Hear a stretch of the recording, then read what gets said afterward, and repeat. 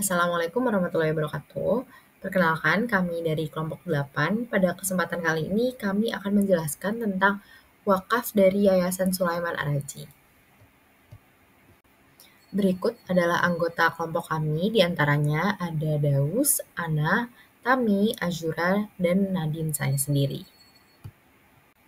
Nah, apa aja sih yang akan kita bahas dalam video ini? Yaitu kita akan mengenal siapa itu Sulaiman Ar-Raji, dan kita juga akan mengenal nih apa institusi penggerak dari yayasan itu sendiri, yaitu Sulaiman Ar-Raji Charitable Foundation, proyek wakaf institusi, serta dampak ekonomi proyek wakaf terhadap masyarakat. Pertama, mari kita mengenal siapa itu Sulaiman Ar-Raji. Sulaiman Ibn Aziz Ar-Raji, seorang filantropis mantan miliarder yang mendedikasikan sebagian besar hartanya untuk diwakafkan ke proyek yang bermanfaat. Lahir pada 1929 di Al-Bukhoriyah di Provinsi Al-Qasim, beliau terlahir dari kondisi yang sederhana.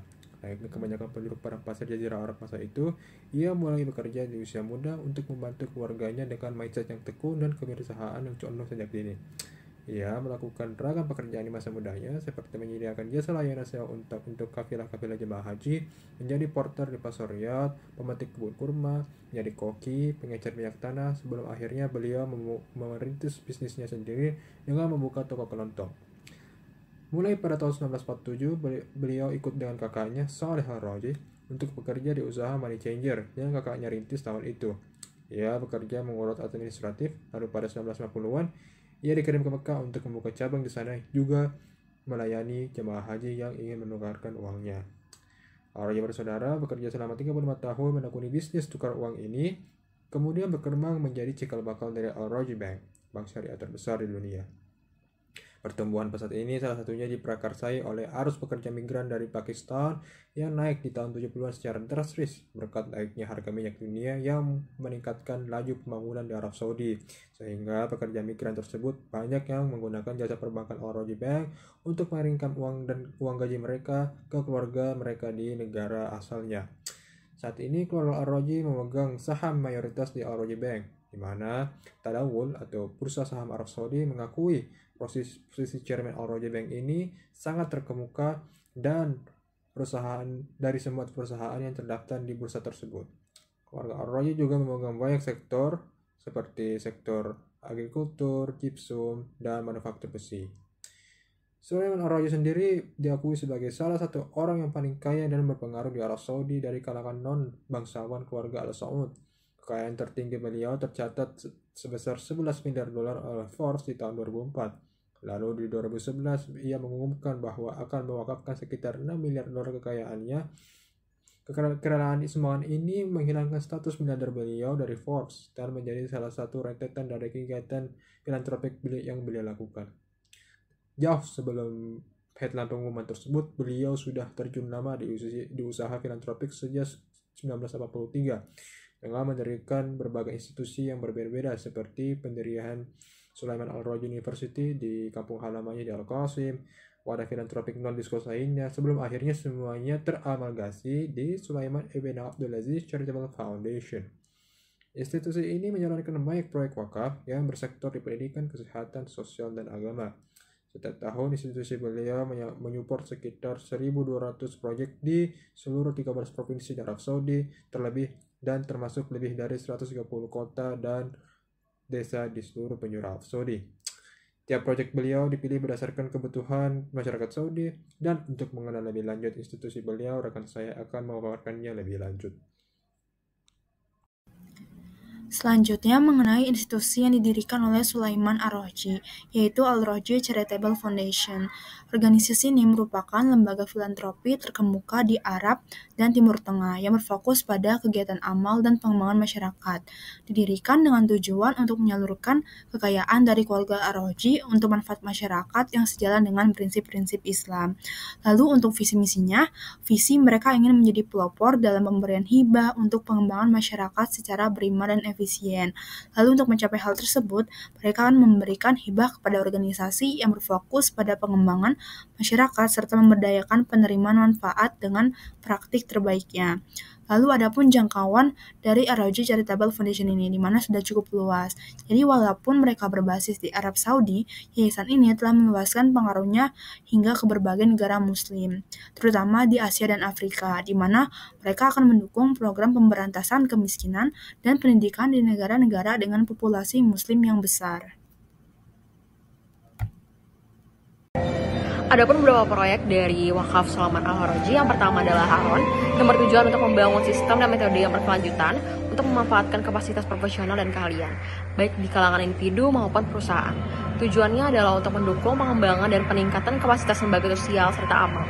Lalu yang kedua adalah RASH, yang merupakan rencana strategis untuk peduli terhadap anak yatim di Arab Saudi. Nah, program ini juga bekerjasama dengan pemerintah, masyarakat, dan berbagai pihak terkait untuk memastikan anak yatim mendapatkan kualitas hidup terbaik dari segi sosial, psikologis, pendidikan, dan budaya. Tujuannya adalah untuk mempromosikan kemandirian mereka agar mereka dapat mencapai masa depan yang cerah dan menjadi teladan di negeri ini. Lalu yang ketiga ada House of Experience for Social Studies yang dirancang untuk meningkatkan kapasitas asosiasi keluarga, di mana program ini berfokus pada peningkatan efisiensi profesional mereka dan membantu mereka dalam memberikan layanan yang lebih baik kepada penerima manfaat dengan tujuan akhir mendukung pengembangan keluarga yang lebih baik. Lalu yang keempat ada Atat Al-Awil, sebuah lembaga wakaf di Arab Saudi yang fokus pada pengembangan keahlian di bidang pengetahuan dan pendidikan Islam. Yang tujuan utamanya adalah untuk membangun pengetahuan Islam, melayani masyarakat, memperkuat identitas Islam, serta mendukung para pelaku di bidang pendidikan Islam. Nah, mereka juga menyediakan penelitian dan studi untuk meningkatkan kualitas proyek di bidang ini. Dan yang terakhir itu ada Atat Alim LTD, salah satu organisasi terkemuka di Indonesia yang khusus dalam produksi kurikulum bahasa Arab dan Islam serta buku terkait lainnya.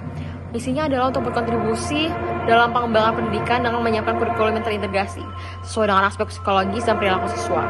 Organisasi ini berdiri pada tahun 2000 dan memiliki tujuan utama untuk menyusun, menerbitkan, dan mendistribusikan kurikulum pendidikan dan bahasa Arab dan Inggris. Melanjutkan pada bagian sebelumnya, tadi kita sudah mengenal nih siapa itu Sulaiman Araji dan yayasan seperti apa sih yang beliau dirikan dan posisinya dalam masyarakat. Banyak sekali ya program yang dilaksanakan dalam Yayasan Sulaiman Araji ini.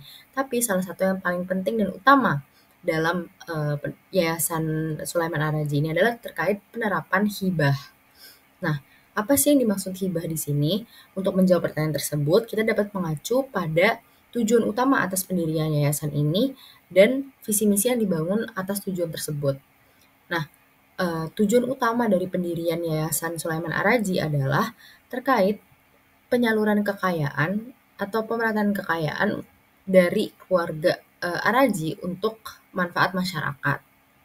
Nah, dari tujuan tersebut terkonstruklah visi dan misinya yang berbunyi sebagai berikut, yaitu di mana menjadi pelopor dalam pemberian hibah untuk pengembangan masyarakat serta memberdayakan penerima manfaat. Nah, hibah ini disebutkan sebagai pemberian hadiah atau harta atau kekayaan kepada orang lain atau kelompok tertentu yang dilakukan secara sukarela gitu ya.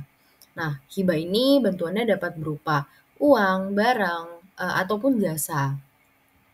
Nah, selain itu, kalau misalkan kita lihat di profil dari website Yayasan Sulaiman Araji disebutkan bahwa ada 9 jalur hibah.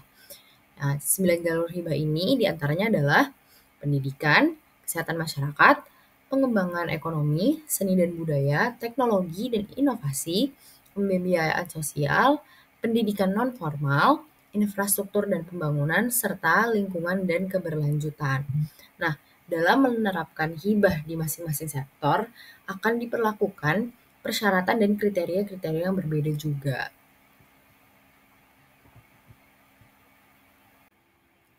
Nah, potensi dan kapasitas atas pemberian hibah oleh Yayasan Sulaiman Araji ini sangat besar, yang mana setiap tahunnya diperkirakan yayasan ini menawarkan hibah kepada 1.200 proyek gitu.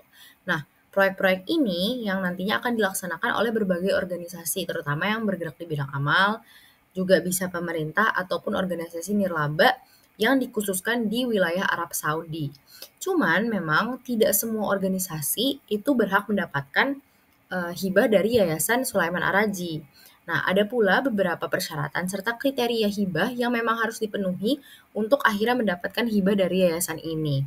Nah, kriteria yang pertama di sini disebutkan adalah organisasi harus berstatus amal atau nirlaba.